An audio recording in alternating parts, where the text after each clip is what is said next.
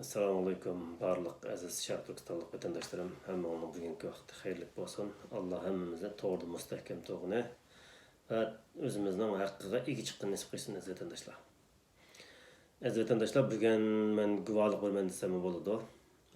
Bir muhim bo'lgan bir temani xalqaro jamiyatga sunmoqchi qarindoshlar. Bu tema nima deganda Sharq Turkiston masalasini nima uchun xalqaro masala deymiz? Bu savolga har bir Sharq Turkistonlik chunqur samimiy o'ylash kerak qarindoshlar. Sharq Turkiston masalasi nima uchun xalqaro masala deymiz? Buning tarixiy oqirinishi qanday? 1944-yili Sharq Turkistonda davlat qurildi qarindoshlar. Shimoldan va janubdan Xitoyninki Gomindanning qoldiq kuchlarini tozalab davlat qurilib oldi. Ya'ni Kompartiyaninki Xitoy tajovuzlarining davlat qurilishidan burun bizning davlat qurilib bo'lgan. 1945-yildagi 45-yil 2-oyning 4-idan 11-kungacha Yalta shahri tuzilgan Yalta kelishimi. Ya'ni Amerika, Angliya, Rossiya qatorliq davlatlarning yetakchiligida tuzilgan bir kelishim bor qarindoshlar. Bu kelishimga binoan Sharq Turkistonning taqdirini Stalin 70 yillik Xitoyga to'xtam tuzdi qarindoshlar. Xitoy davlatining territoriyasini Stalin bilan Mao Zedong Juilay bir necha kun suhbat qilish orqali to'xtam tuzilgan. Mush to'xtamninki mazmuni asosan ayni vaqtdagi Rossiya hukumati Sharq Turkistonga Xitoy tajovuzlarining askarlarini aeroplanda 50 aeroplan to'shib ekirib qo'ygan bir tarix bor qarindoshlar. Bu nati yorqin bir tarix. Demak, bizning taqdirimiz Xitoy tajovuzlarining qo'liga Xitoy urush qilmay, o'qmatmay, bizdan hech qanday nima qilmay Sharq Turkistonga egallab qolishga sabab bo'lgan narsa dal Yalta kelishimi. Şunu biz Sharq Turkiston masalasini xalqaro masala deb davomli og'zimizdan bu fikr chiqish kerak qarindoshlar. Demak, bu har bir Uyg'urning, har bir Sharq Turkistonlikning guvohi qarindoshlar minatda. Xalqaro masala deymiz qarindoshlar bu masalani. Chunki xalqaroninki siyosiy tartibi bilan biz Xitoy tajovuzlarining mustamlika chiqib qolgan bichar bir xalq.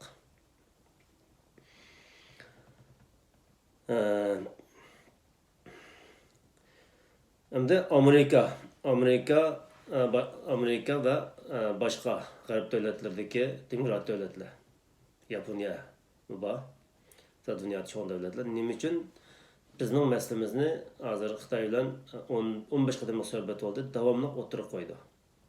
Nima uchun Hong Kong, Tibet, Uyg'ur masalasini birga qilamiz deydi qarindoshlar. Nima uchun bu gap deyishga bu vaqt qoldi deganda dal tarixiy bir paket bilan o'tirdi.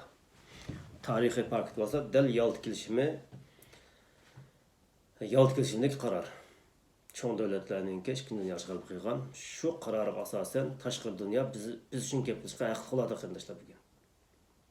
Lekin biz bu haqqimizni yetarli tashqi dunyoga isbotlab deydigan, anlatadigan shohidlar oz bo'ladi qarindoshlar. Bunun marxil sebepleri var. Bugün tim bu emas.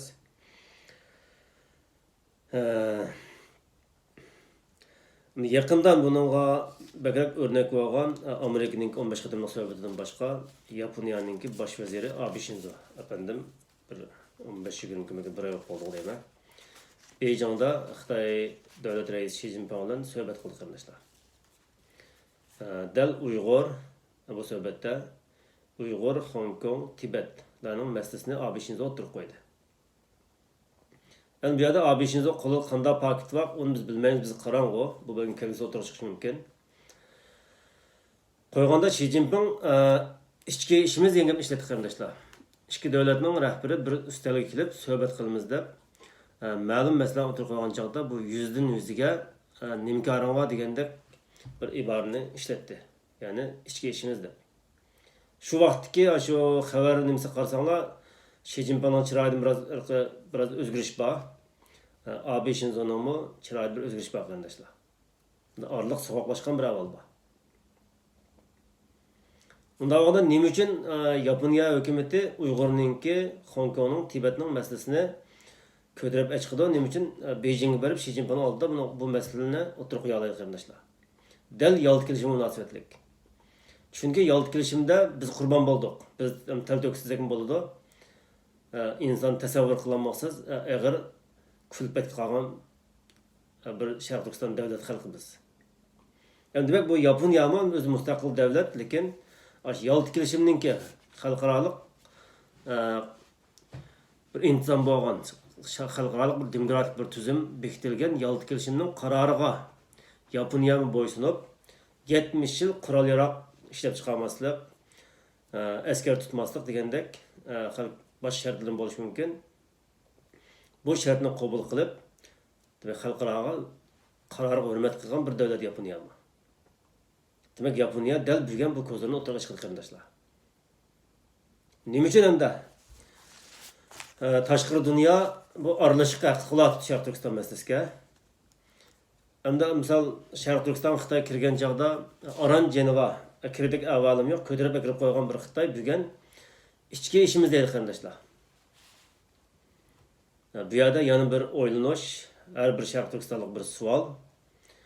Sharq Turkiston masalasini Xitoy tajovuzchilari bilgan nima uchun ichki ishimiz deyaladi qarindoshlar.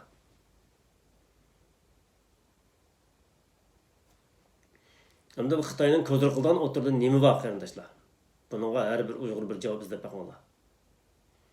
Ba'zilar deydi, kuch olganlik uchun qurol yarog' kuch pul olganlik uchun kuch o'tayib deydi. Unda shumaydi qarindoshlar. Cho'qim bir üstelik kelgan chog'da siyosatchilar bir ko'zirini, bir qaritni yasab chiqish kerak.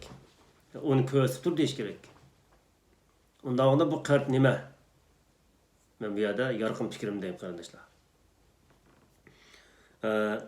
Muhacirat bo'layotgan Aysa Efendi'den boshlangan bir da'vo var qarindoshlar.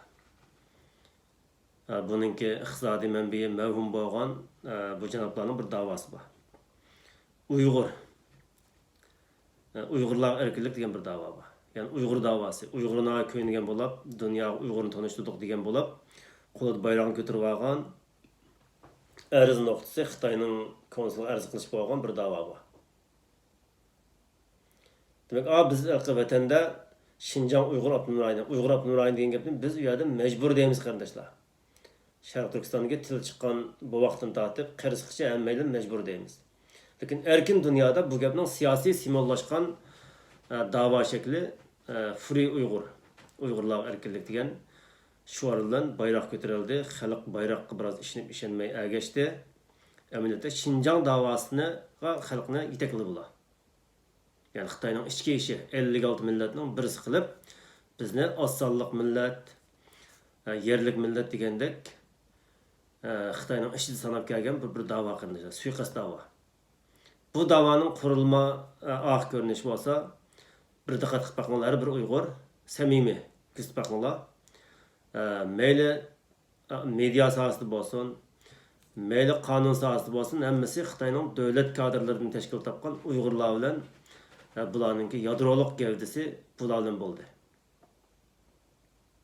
Bunun ayni vaqtda Xitoy o'zininki hamma davlatlarning o'zining ma'lum bir strategik manfaatini kelishib o'ynatgan siyosiy o'yinchiqlar qarindoshlar. Buni hamma biladi. Lekin bular vazifasini yapadi qarindoshlar. Ular o'zining vazifasini ijro qildi. Mayli Xitoyninki bayrog'ida ishdan kelsin, mayli yo'q kelsin, bular oxir odoqqicha o'lib ketkicha Xitoyning ichki ishligiga davoni qartmoqda. Chunki bu shu vazifadan chiqqanlar. Endi Xitoy dal mana shu davoni qarindoshlar 70 yil mablag' saqlanlik uchun buning maosh berdi, balchaqlarni boqidi vatanda xotirjam. Ularning misol balchaqlari 2019 tutildi, 2020 5 chiqdi bo'ldi. Ular dunyoga ko'rsatdi. 2017-2018 tutilib cesetler köydürülgen, kabrisiz qalgan milyonlagan xalqimizningki qini xuni zoya ketildi qarindoshlar. Dal mush davoni asos qilib turib Xitoy. Ichki ishi, men shu tarbiyalash lagerida men tarbiya jarayoni o'ldiram nima desa dunyoga ichki ishim deb Xitoy mana javob berdi hozir. Demak bu ichki ishi sabab bo'lgan narsa nima desanglar, dal Uyg'ur Abdunum rayonining davosi chet elda bo'lganligi uchun qarindoshlar. Bulardan hamda gap topdi, gumon qildi degan gapni ishlatganlar bor, avtomatik qo'llaydiganlar. Ularni. Agar bular inson haqlari da'vogir bo'lsa, tashqari dunyoga qaysi insonning arzini sundi. Men 3 yil bo'ldi, to'liq 3 yil bo'ldi 2018 birinchi oydan boshlab odamning arzini qildik. Deb tashkilot tuzdim, jamiyat tuzdim, hatto biz birlik qurdik, odam da'vosi qilindi. Hozir qadar inson haqlari da'vosi qilgan bir tashkilot, bir jamiyat topolmadim qarindoshlar, tashqari dunyodan. Agar biz batiq deydigan tashkilot hozir chiqsin bo'lardi. Mana Sharq Turkiston xalq jamiyati qilayotgan ishni bir necha jamiyat qilsak bo'ldi hozir. Bu bir jamiyatlar emas, bir shaxslar emas, bir necha organ, tashkilotlar tinimsiz yer shari xat yazsak bo'ldi. Chunki bu odam bizning vatan o'lib ketgan, yo'qolib ketgan, xo'rinib deb sandigan hemşire aslanlarımız ular inson qarindoshlar. Demak, hozir qadar yo'q bu narsa. Demak, Xitoy ko'zir qiladi, ichki ishimiz deydiganga, tashqari dunyo bu 70 yillik davoni hech qanday ko'zir qilmaydi qarindoshlar. Oddiy bir misol. Ma'lum shaxslarning guvohligini BBC'da, Amerika CNN'da qo'yildi qarindoshlar. Taqa Free Uyg'ur davosini, ya'ni bu Xinjiang Uyg'ur Abdunum rayoni davosini taqbirat xalqaro media axborot hujjat qilib, bunda bu chiqargan ish bo'lmadi qarindoshlar. Faqat Uyg'urlar o'zi ishlaydi buni, o'zi video ishlab, o'zi taqib avtomatik qo'llovchidan bahrdab degandek xalqni qondirib kelgan, xalqni ishontirib kelgan bir da'vo. Demak, rost da'voning o'tirini ayirib to'sab kelgan, rost da'voni yetaklab kelgan bir da'vo qarindoshlar. Bu da'voning xo'jayini kim bo'ladi? Xitoy bo'ladi bugun. Ichki ishimiz da'vatida. Agar Xitoyninki ichki ishiga bu chet elda Xitoy o'zi yasab chiqqan Uyg'ur davosidan boshqa Xitoyning tajovuz qilib demaydigan inoat o'moq Xitoy kommunistlari, Xitoyning bayrog'ini qip-qizil tegib qo'yib o'tirib turib, Xitoy kommunistlari. Bu degan gap kommunist kesamiz, bayroqni hurmat qilmaymiz. Biz Xitoyning sharsiz moliya degandek bir gap qarindoshlar. Xitoy kommunistlar to'layotgan xonim apandining fikri. Demak, Xitoy dal bugunda mushtas ko'zir qiladi. Agar bundan boshqa Xitoyning ko'ziri bor desanglar, kim bo'lsa bo'ladi, Xitoy mani ko'zir qildi deb bir narsa o'tirg'a chiqsang bo'ldi qarindoshlar. Xitoy Aqtash kitob e'lon qildi, ichki ishim davomli ichki ishim dedi, 70 yil deydi bu gapni. Nima uchun Xitoyning qo'rqsiz bu gapni to'ldi deydi? Nima uchun tashqari dunyoga chiqayotgan bu da'vo qo'shini Jansayandan, Payandan, Goboning chet el konsulida ishlagan, shunday axborotni nozik o'rin ishlagan odamlarni bu da'vo chiqargan. Ko'pincha da'vogarning g'isbaqlar. Bular tegi kim deb bularni. Ba'zilar turmada yotqizgan bo'lib, tarbiyalagan bo'lib, turmada tarbiyalab, turmada yotqizib inqilob chiqilib, Xitoy ko'rmay qolgan bo'ladi, Beijing pasport olib chet elga chiqib da'vogar bo'lganlar. Adam o'ylansa tek yetilmaydigan shunday bir siyosiy suiqasd bilan qurashtirilgan mush da'voni dal bilgan Xitoy ko'zir qildi qarindoshlar. Bundan boshqa ko'zir bo'lsa, izlab tepib, mana buning butun dunyoga echitilgan manda ko'zirni Xitoy ko'zir qildi danglar. Hech qanday mushu Xinjiang Uyg'ur Abdunum rayoni davosidan boshqa Xitoyning ko'zir qilgan hech qanday narsa yo'q. Shu men xalqaro isyon qildim qarindoshlar. Bu videoni taqib qo'yinglar. Bundan keyin ham bu to'g'rida qisqa namoyishlarda bo'lsin fikr qilib turma. Hammaga Allohga emanet qarindoshlar.